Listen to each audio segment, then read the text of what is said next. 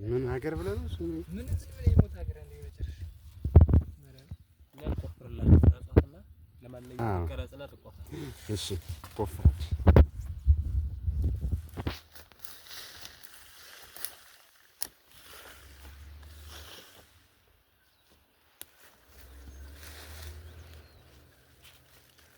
ምንድን ናት የያዘችው? አላት እንቁላል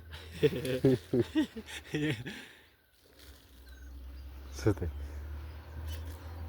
እንቁላል አለ። እንግዲህ እያየን ነው እነሱን ያው በተለይ ይሄኛውን መድኃኒት ለይታችሁ ማወቅ አለባችሁ።